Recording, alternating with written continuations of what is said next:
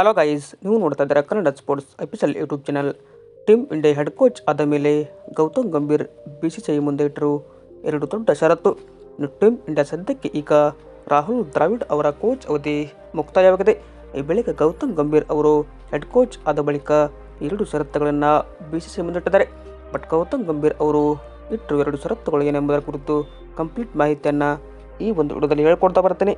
ಅದಕ್ಕಿಂತ ಮುಂಚೆ ಯಾರೆಲ್ಲ ನಮ್ಮ ಚಾನಲ್ಗೆ ಇನ್ನೂ ಸಬ್ಸ್ಕ್ರೈಬ್ ಆಗಿಲ್ಲ ಅಂತಂದರೆ ಈ ಕೂಡ ಸಬ್ಸ್ಕ್ರೈಬ್ ಆಗಿ. ಹಾಗೆ ನೀವು ಗೌತಮ್ ಗಂಭೀರ್ ಅಥವಾ ದ್ರಾವಿಡ್ ಈ ಇಬ್ಬರಲ್ಲಿ ನಿಮ್ಮ ಟೀಮ್ ಇಂಡಿಯಾದ ಬೆಸ್ಟ್ ಹೆಡ್ ಕೋಚ್ ಯಾರು ಎಂಬುದನ್ನು ಕಮೆಂಟ್ ಬಾಕ್ಸಲ್ಲಿ ಕೂಡ ತಿಳಿಸಿ. ನೀವು ಟೀಮ್ ಇಂಡಿಯಾಗೆ ನೂತನ ಹೆಡ್ ಕೋಚ್ ಆಗಿ ಗೌತಮ್ ಗಂಭೀರ್ ಅವರ ಆಯ್ಕೆಯಾಗಿದೆ. ಇದೇ ಥರ ಈಗ ಗೌತಮ್ ಗಂಭೀರ್ ಅವರಿಗೆ ಮೊದಲ ಸರಣಿ ಶ್ರೀಲಂಕಾ ವಿರುದ್ಧ. ಶ್ರೀಲಂಕಾ ವಿರುದ್ಧ ಸರಣಿಗೂ ಮುನ್ನ ಟೀಮ್ ಇಂಡಿಯಾಗೆ ಅಂದರೆ BCCIಗೆ ಗೌತಮ್ ಗಂಭೀರ್ ಎರಡು ದೊಡ್ಡ ಷರತ್ತು ಕೂಡ ಇಟ್ಟಿದ್ದರು.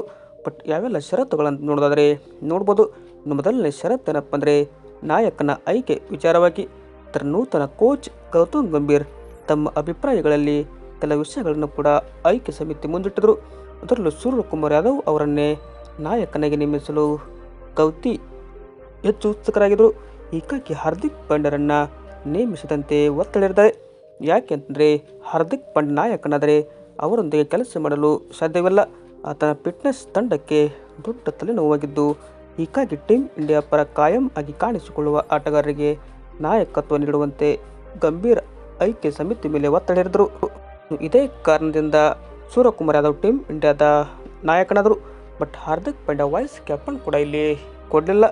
ಶುಭ್ಮನ್ ಗಿಲ್ ವೈಸ್ ಕ್ಯಾಪ್ಟನ್ ಆಗಿ ಮುನ್ನಡೆಸ್ತಿದ್ದಾರೆ. ಬಟ್ ಇದು ಏನಪ್ಪ ಅಂದರೆ BCCI ಮುಂದೆ ಗಂಭೀರ್ ಈ ಥರ ಹೇಳಿದರು.